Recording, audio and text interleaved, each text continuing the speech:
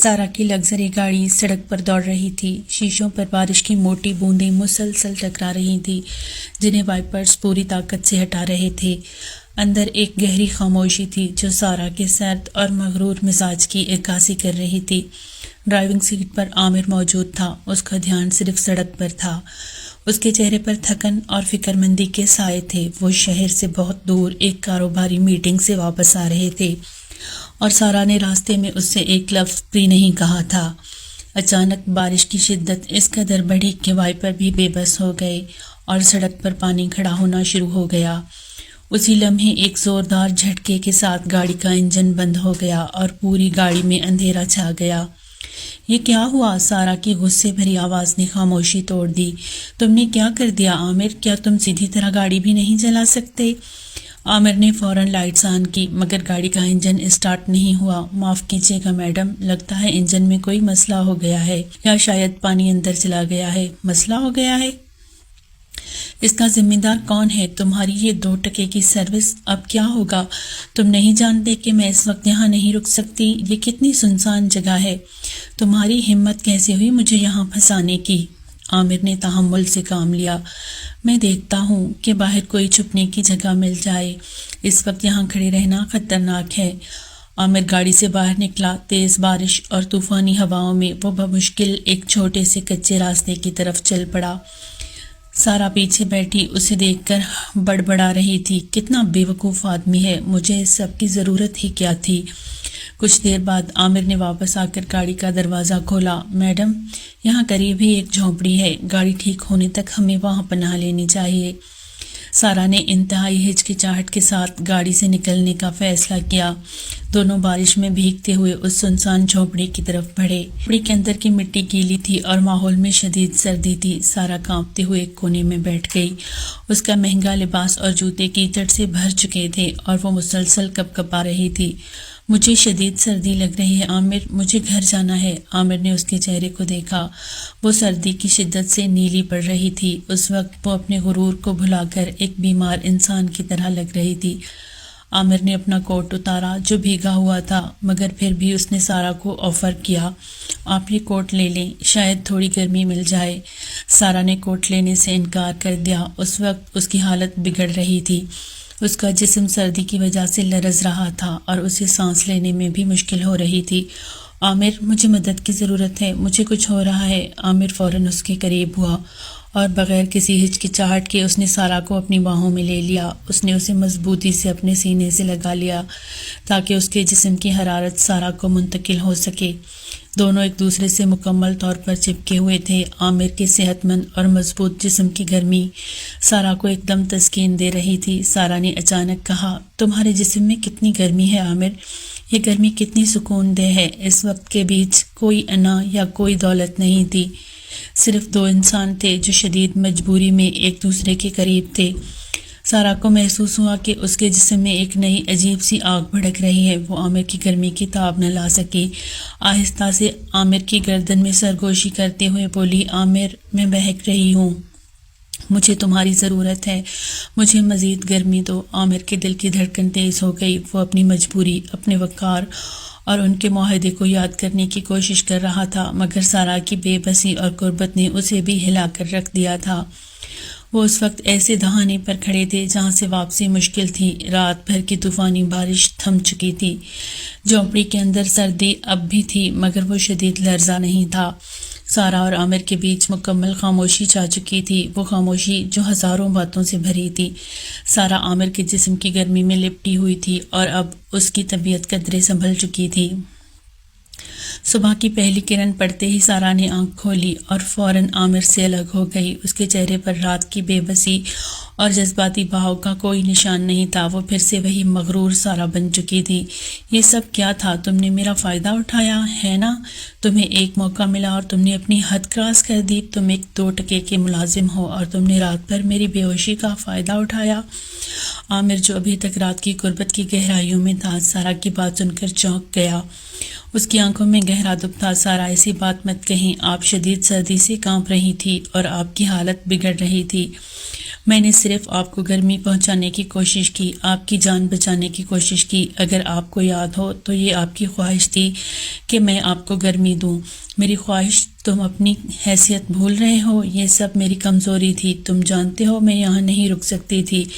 تم نے میری مجبوری کو استعمال کیا ہے۔ اب تم کیا چاہتے ہو؟ کتنے پیسے چاہیے تمہیں؟ بولو۔ عامر غصے میں بولا، مجھے آپ کے پیسے نہیں چاہیے، مجھے صرف میری عزت چاہیے جو آپ نے ایک رات میں داؤ پر لگا دی۔ میں چپ ہوں، مگر اس کا یہ مطلب نہیں کہ آپ میرے کردار پر داغ لگائیں گی۔ سارا نے غور سے عامر کی آنکھوں میں دیکھا۔ اسے پہلی بار عامر کی مجبوری کا شدت سے احساس ہوا۔ یہ وہی وقت تھا جب اسے اپنے والد کی تجویز یاد آئی۔ ٹھیک ہے، اگر تمہیں اپنی عزت اتنی ہی عزیز ہے تو سنو۔ میرے والد کوئی ایسا شخص ڈھونڈ رہے تھے جو ان کے مرنے کے پہلے میری حفاظت کی ذمہ داری لے۔ عامر نے حیرانی سے پوچھا، احسن صاحب، مگر کیوں؟ میں تو آپ کا ملازم ہوں۔ وہ تمہاری دیانتداری پر بھروسہ کرتے ہیں، اس کے بدلے میں تمہارے قرض کی رقم چکانے کے لیے تیار ہوں، لیکن ایک شرط پر۔ کیسی شرط؟ عامر نے حیران ہو کر پوچھا۔ تمہیں مجھ سے شادی کرنی ہوگی اور ہمارے گھر میں رہنا ہوگا، مگر یاد رکھنا یہ شادی صرف میرے والد کی تسلی کے لیے ہوگی۔ حقیقت میں تم میرے شوہر نہیں ہوگے بلکہ میرے ذاتی خادم ہوگے۔ میرے ہر عوامی اور نجی موقع پر تمہیں میرے سامنے جھک کر بات کرنی ہوگی۔ تم میری ہر چھوٹی سے چھوٹی خواہش کو پورا کرو گے۔ عامر کے چہرے پر ایک کرب سا پھیل گیا۔ اپنی عزت کو بیچنا اسے گوارا نہیں تھا، مگر اپنی بہن عائشہ کی فکر اور اس کا علاج اسے مجبور کر رہا تھا۔ میں آپ کی ہر بات مانوں گا، لیکن صرف اس وقت تک جب تک میرا قرض پورا نہیں ہو جاتا اور عائشہ کی تعلیم مکمل نہیں ہو جاتی۔ اس کے بعد یہ معاہدہ ختم ہو جائے گا۔ سارا فاتحانہ انداز میں مسکراتے ہوئے بولی، ٹھیک ہے، مجھے منظور ہے۔ اب تم جلدی سے گاڑی ٹھیک کرو اور ہمیں گھر لے چلو۔ اور یاد رکھنا، رات کو یہاں جو کچھ بھی ہوا وہ ایک بھیانک خواب تھا اور ہمیشہ ہمارے بیچ ایک راز رہے گا۔ اب تم جا کر ڈرائیور بن جاؤ۔ عامر نے کوئی جواب نہیں دیا۔ وہ خاموشی سے باہر نکل کر گاڑی کا جائزہ لینے لگا۔ اس کا دل تکلیف سے بھرا ہوا تھا، مگر اس وقت اس کی بہن کی جان اور مستقبل اس کی ذاتی انا سے کہیں زیادہ اہم تھے۔ گاڑی جیسے ہی اسٹارٹ ہوئی، سارا نے اپنا فون نکالا اور ایک شخص کو کال کر کے فوراً نکاح کی کارروائی مکمل کرنے کا حکم دیا۔ وہ جانتی تھی کہ اس طرح وہ اپنے والد کو بھی خوش کر دے گی اور اس مجبور شخص کو بھی ہمیشہ اپنے قابو میں رکھ سکے گی۔ سارا اور عامر کی معاہداتی شادی ہو چکی تھی، پیسوں کی ادائیگی بھی ہو چکی تھی اور عامر اب سارا کے گھر میں رہ رہا تھا۔ اس کے کاموں میں ڈرائیونگ، گھر کے چھوٹے موٹے انتظام سنبھالنا اور سارا کے ہر حکم کی تعمیل کرنا شامل تھا۔ سارا نے اپنی شرط کو سختی سے نافذ کر رکھا تھا۔ جب بھی وہ عامر سے بات کرتی وہ اشارہ کرتی اور عامر فوراً اس کے سامنے سر جھکا کر کھڑا ہو جاتا، بالکل ایک خادم کی طرح۔ سارا کے گھر پر ایک خاندانی تقریب تھی جس میں سارا کی پھوپھی زاد بہن نادیہ بھی شریک تھی۔ نادیہ ہمیشہ سے سارا کی دولت اور حیثیت سے حسد کرتی تھی اور موقع کی تلاش میں رہتی تھی کہ وہ سارا کو کسی طرح نیچا دکھا سکے۔ سارا لاؤنج میں مہمانوں کے درمیان بیٹھی تھی اور عامر دور ایک کونے میں کھڑا ہر کام پر نظر رکھے ہوئے تھا۔ نادیہ سارا کے قریب آئی۔ سارا، میں تمہارے شوہر کو دیکھ رہی ہوں، وہ ایک ڈرائیور اور نوکر سے زیادہ نہیں لگتا۔ میں نے سنا ہے تمہارے والد نے اسے تمہاری حفاظت کے لیے خریدا ہے۔ سارا کا چہرہ فوراً غصے سے سرخ ہو گیا۔ اس کی انا کو یہ باتیں بالکل گوارا نہیں تھیں۔ نادیہ، تم اپنی حد میں رہو، وہ میرے شوہر ہیں، تمہارے شوہر کی طرح محض ایک بے روزگار انسان نہیں۔ نادیہ ہنس کر بولی، شوہر؟ ارے بہن، یہ کیسے شوہر ہیں جو سارا وقت تمہارے ارد گرد گھومتے ہیں اور تم انہیں صرف حکم دیتی ہو؟ کیا امیر زادیوں کو اب سستے شوہر خریدنے پڑتے ہیں؟ تمہارا کیا خیال ہے وہ تمہارے باپ کے مرنے کے بعد تمہیں چھوڑ کر تو بھاگ نہیں جائے گا؟ سارا خاموش ہو گئی۔ نادیہ کے الفاظ اس کے دل پر تیر کی طرح لگے تھے۔ اسے غصہ اس بات پر نہیں تھا کہ نادیہ نے عامر کو برا کہا، بلکہ اس بات پر تھا کہ نادیہ نے ان کے معاہدے کی حقیقت کو عوامی سطح پر تانا بنا دیا۔ اسی وقت سارا نے عامر کو اشارہ کیا جو فوراً سر جھکا کر ان کے قریب آ کھڑا ہوا۔ جی میڈم، کیا حکم ہے؟ نادیہ مسکراتے ہوئے بولی، دیکھو سارا، میں نے کہا تھا نا، یہ بالکل نوکر کی طرح بات کرتا ہے۔ سارا نے عامر کو دیکھا، اس کی آنکھوں میں شدید دکھ تھا۔ اس نے فیصلہ کیا کہ وہ اس بار اپنی انا کو ایک طرف رکھے گی اور اس شخص کی عزت کو پامال نہیں ہونے دے گی جس کے وقار کو وہ خود پامال کرتی رہی تھی۔ نادیہ، بس بہت ہو چکا، تمہاری سوچ تمہاری تنگ نظری کو ظاہر کرتی ہے۔ لیکن سارا، حقیقت تو یہی ہے کہ نادیہ کچھ کہنے ہی والی تھی کہ سارا اونچی آواز میں بولی، حقیقت یہ ہے کہ عامر میرے شوہر ہیں اور وہ صرف اس لیے میری زیادہ خدمت کرتے ہیں کیونکہ وہ میرے والد کے وفادار ہیں۔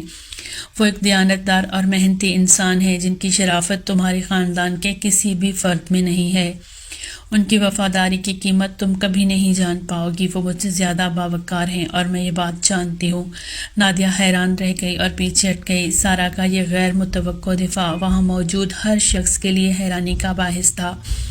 اس کے بعد سارا نے عامر کی طرف دیکھا جو ابھی تک سر جھکائے کھڑا تھا۔ تم جا سکتے ہو عامر نے سر اٹھایا۔ اس کی آنکھوں میں اب کوئی دکھ نہیں تھا بلکہ ایک عجیب سی چمک تھی۔ اس نے سارا کی طرف گہری نظروں سے دیکھا، گویا اس کے اس عمل کی گہرائی کو ماپ رہا ہو۔ آپ کا حکم سر، آنکھوں پر میڈم۔ وہ وہاں سے خاموشی سے چلا گیا۔ اس واقعے کے بعد سارا اکیلی کمرے میں بیٹھی اپنی دفاع پر غور کر رہی تھی۔ وہ خود حیران تھی کہ اس نے نادیہ کا منہ بند کرنے کے لیے اتنی اونچی سطح پر عامر کی تعریف کیسے کر دی۔ اسے احساس ہوا کہ جب بھی کوئی دوسرا شخص عامر کو ذلیل کرتا ہے تو اسے سخت تکلیف ہوتی ہے۔ یہ تکلیف نفرت کی نہیں تھی بلکہ یہ ایک عجیب سی محبت اور لگاؤ کا احساس تھا۔ اس کی انا کا خول ٹوٹ رہا تھا اور اس کے دل میں ایک غیر متوقع کشش پیدا ہو رہی تھی جو اسے عامر کی طرف کھینچ رہی تھی۔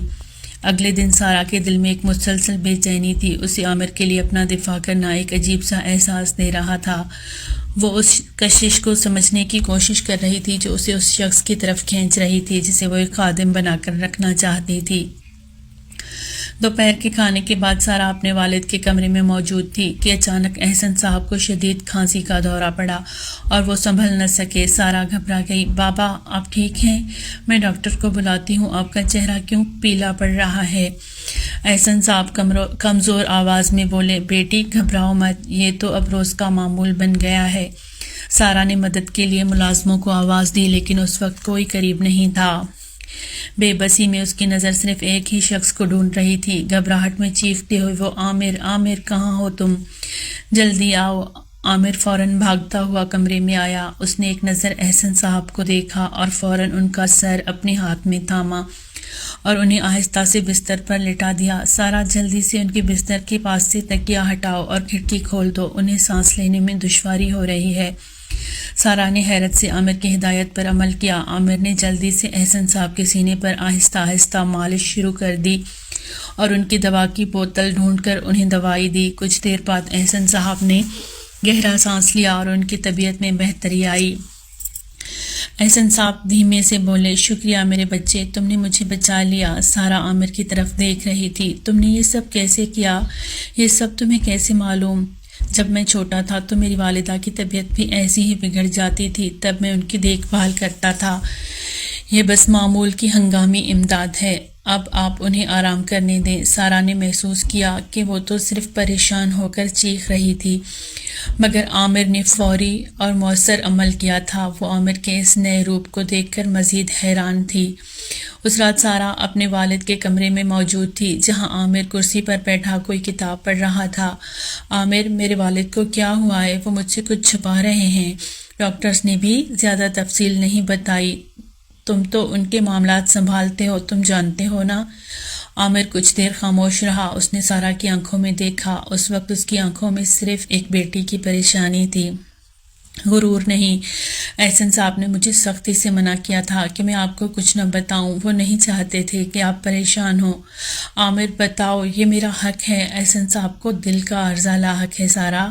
ان کے پاس زیادہ وقت نہیں ہے، وہ اپنی زندگی کے آخری دن گن رہے ہیں اور ان کی سب سے بڑی فکر صرف آپ ہیں۔ سارا کی آنکھوں سے بے ساختہ آنسو بہہ نکلے۔ وہ فوراً اپنے والد کے پاس لپک گئی۔ وہ بستر پر لیٹے تھے اور مسکرا کر سارا کو دیکھ رہے تھے۔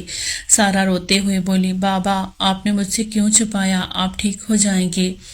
میری بیٹی اب مجھے کوئی فکر نہیں، تم میرے سامنے ہو اور میرا داماد عامر وہ تمہاری بہت اچھی دیکھ بھال کرے گا۔ میں نے اپنی زندگی کا سب سے اچھا فیصلہ کر لیا ہے۔ اس واقعے کے بعد سارہ کے دل میں عامر کے لیے عزت اور بھی بڑھ گئی۔ عامر نے اس کے والد کی خدمت اور دیکھ بھال کو اپنی ذاتی ذمہ داری سمجھ لیا۔ وہ دواؤں کا وقت، کھانے کا چارٹ اور ان کے آرام کا مکمل خیال رکھتا تھا۔ یہ خدمت نہیں تھی بلکہ خلوص اور وفاداری تھی۔ سارہ کے دل سے وہ نفرت کا پردہ ہٹ چکا تھا اور اب وہاں صرف ایک باوقار انسان کے لیے گہرا احترام اور محبت جنم لے رہی تھی۔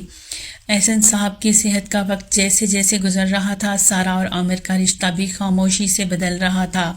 سارہ اب عامر کو حکم نہیں دیتی تھی، دونوں ایک دوسرے کے قریب آ چکے تھے، مگر دونوں میں سے کسی نے بھی راتوں کی قربت اور خاموش محبت کا اعتراف نہیں کیا تھا۔ سارہ کی انا ابھی بھی مکمل طور پر ختم نہیں ہوئی تھی اور عامر کو اپنے وقار اور معاہدے کی فکر تھی۔ ایک صبح عامر حسب معمول احسن صاحب کے کمرے میں موجود تھا جب سارہ بھی وہاں آئی۔ احسن صاحب بہت کمزور لگ رہے تھے مگر پرسکون تھے۔ عامر، میری بیٹی کا خیال رکھنا، میں تم پر بہت بھروسہ کرتا ہوں۔ آپ فکر نہ کریں، میں ہمیشہ سارہ کا ساتھ دوں گا، عامر نے انہیں تسلی دی۔ احسن صاحب نے گہری سانس لی اور سارہ کا ہاتھ عامر کے ہاتھ میں دے دیا اور مسکراتے ہوئے ہمیشہ کے لیے آنکھیں موند لی۔ سارہ نے ایک زوردار چیخ ماری اور عامر کے سینے سے لگ کر رونے لگی۔ بابا چلے گئے، میں اب اکیلی ہو گئی عامر، میرے پاس کوئی نہیں رہا۔ عامر نے مضبوطی سے سارہ کو تھاما۔ بہادر بنے سارہ، یہی زندگی کا اصول ہے۔ کچھ دن سوگ اور غم کے عالم میں گزر گئے۔ اس دوران عامر نے تمام انتظامات سنبھالے اور سارہ کو ہر طرح کا سہارا دیا۔ اس وقت سارہ نے عامر کے مضبوط کندھوں پر پورا بھروسہ کر لیا تھا۔ 15ویں دن عامر سارہ کے کمرے میں آیا۔ سارہ اداس بیٹھی تھی۔ سارہ، عائشہ کی تعلیم مکمل ہو چکی ہے اور میں نے اپنی محنت سے وہ سارا قرض بھی واپس کر دیا ہے جو احسن صاحب نے ادا کیا تھا۔ سارہ نے حیرت سے عامر کو دیکھا۔ کیا مطلب؟ کیا تم یہ بتا کر اب مجھے کوئی نئی شرط سنانا چاہتے ہو؟ میں جانتی ہوں کہ تم نے میری اور والد صاحب کی کتنی خدمت کی ہے، میں یہ احسان کبھی نہیں بھولوں گی۔ میں آپ کو کوئی شرط نہیں سنا رہا سارہ، میرا مقصد پورا ہو چکا ہے، میں آپ کو آزاد کرتا ہوں اور خود بھی آزاد ہوتا ہوں۔ سارہ کا چہرہ فک ہو گیا، وہ اس سوچ کے لیے تیار نہیں تھی۔ عامر، کیا تم ہوش میں ہو؟ میں نے تمہیں شوہر کا نام دیا ہے، تم اب مجھے چھوڑ کر کیوں جا رہے ہو؟ ہمارا رشتہ ایک معاہدہ تھا سارہ، جسے آپ نے اپنی انا کی بنیاد پر شروع کیا تھا اور میں نے مجبوری کے تحت قبول کیا تھا۔ اب میری مجبوری ختم ہو چکی ہے، میں نے اپنا قرض اتار دیا ہے اور میرے ضمیر پر اب کوئی بوجھ نہیں۔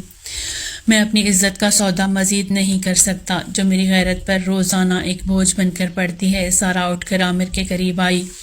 کون سا سودا عامر؟ کیا تمہیں نہیں لگتا کہ میں بدل گئی ہوں؟ کیا تم نے محسوس نہیں کیا کہ میں اب تمہیں وہ سب نہیں کہتی؟ میں نے تمہارا دفاع کیا تھا، میں تمہارے کندھے پر روئی تھی۔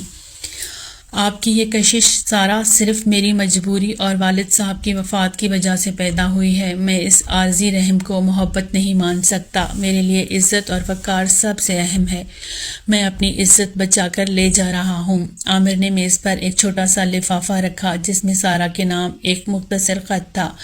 مجھے ایک ضروری کام سے ملک سے باہر جانا پڑ رہا ہے، آپ کو کسی کو بھی حقیقت بتانے کی ضرورت نہیں۔ سارہ عامر کا بازو پکڑتے ہوئے آنسوؤں کے ساتھ بولی، تمہاری جرت کیسے ہوئی مجھے چھوڑ کر جانے کی؟ کیا تمہیں معلوم نہیں کہ میں تم سے پیار کرتی ہوں؟ ہاں، میں تمہیں چاہتی ہوں عامر، میں تمہاری ہوں، تم مجھے اکیلا مت چھوڑو۔ عامر نے بغیر سارہ کی آنکھوں میں دیکھے کہا، میں نہیں رک سکتا سارہ، مجھے واپس جانا ہے، وہاں جہاں مجھے اپنی عزت واپس ملے، جہاں میرا اپنا گھر ہوگا۔ عامر نے آہستگی سے اپنا بازو چھڑایا، سارہ کو ایک آخری نظر دیکھا اور پلٹ کر تیزی سے کمرے سے باہر نکل گیا۔ سارہ وہیں فرش پر بیٹھ گئی، خط اس کے ہاتھ سے چھوٹ کر زمین پر گر گیا۔ وہ ایک بار پھر اکیلی رہ گئی تھی، مگر اس بار اس کی تنہائی کی وجہ اس کا غرور نہیں بلکہ اس شخص کی غیرت تھی جسے اس نے اپنے لیے خریدا تھا۔ عامر کے جانے کے بعد سارہ کا پرتعیش گھر ایک جیل خانہ بن گیا تھا۔ اس کی دولت، نوکر چاکر اور وہ سب آسائشیں جو کبھی اس کا غرور تھی اب اسے کاٹنے دوڑتی تھی۔ اسے احساس ہوا کہ اس کے دل میں عامر کے لیے جو جذبات تھے وہ عارضی رحم نہیں بلکہ گہرا اور حقیقی عشق تھا۔ وہ اس کی دیانتداری، اس کی باوقار رخصتی اور اس یقین کو یاد کرتی رہی کہ اس کا ضمیر اس کی دولت سے کہیں زیادہ قیمتی ہے۔ کئی دنوں کی بے چینی کے بعد سارہ نے عامر کو ڈھونڈنے کا فیصلہ کیا۔ اس نے بہت مشکل سے عامر کے ایک پرانے دوست کا پتہ لگایا اور اس سے عامر کی موجودہ ٹھکانے کا پتہ لیا۔ عامر شہر کے نواح میں ایک پرانے، سادہ اور خاموش علاقے میں ایک چھوٹے سے کرائے کے مکان میں رہ رہا تھا۔ سارہ نے اپنی مہنگی گاڑی چھوڑ کر ایک عام ٹیکسی لی اور اس پتے پر پہنچی۔ گلی میں بہت سادگی تھی اور یہ اس کی زندگی کے معیار کے بالکل برعکس تھی۔ سارہ نے دروازہ کھٹکھٹایا، اس کا دل زور زور سے دھڑک رہا تھا۔ عامر نے دروازہ کھولا، وہ حیران ہوا مگر اس کے چہرے پر کوئی تاثر نہیں تھا۔ سارہ نے آنسوؤں سے بھرے چہرے کے ساتھ کہا، عامر پلیز مجھے اندر آنے دو۔ عامر دروازے کے بیچ میں کھڑا تھا۔ آپ کو یہاں آنے کی کوئی ضرورت نہیں تھی، میں نے سب کچھ صاف کر دیا تھا، ہمارا کوئی رشتہ باقی نہیں ہے۔ میں جانتی ہوں مگر میں تمہارے بغیر نہیں رہ سکتی، مجھے ہر لمحہ تمہاری یاد آتی ہے، میرا گھر مجھے ویران لگتا ہے۔ عامر نے سارہ کی سچائی اور آنکھوں میں موجود درد کو دیکھا۔ اس نے دروازہ کھول دیا اور اسے اندر آنے کا اشارہ کیا۔ سارہ کمرے کی سادگی کو دیکھتے ہوئے کہا، تم یہاں رہ رہے ہو اس چھوٹے سے کمرے میں؟ ہاں، یہاں میرا سکون ہے، یہاں میری عزت ہے، مجھے آپ کی دولت کی ضرورت نہیں ہے۔ سارہ نے عامر کے سامنے گھٹنوں کے بل بیٹھ کر کہا، میں تم سے معافی مانگتی ہوں عامر، میں نے تمہیں ہمیشہ اپنی دولت سے تولا۔ میں تمہیں اپنا خادم سمجھتی رہی جبکہ تم میرے شوہر تھے، تم میری زندگی کا بہترین حصہ ہو اور میں نے تمہیں حقارت سے ٹھکرایا۔ میں نے سب کچھ کھو دیا ہے۔ عامر نے اسے اٹھایا۔ آپ یہاں کیوں آئی ہیں؟ کیا آپ دوبارہ میری عزت کو ٹھیس پہنچانے آئی ہیں؟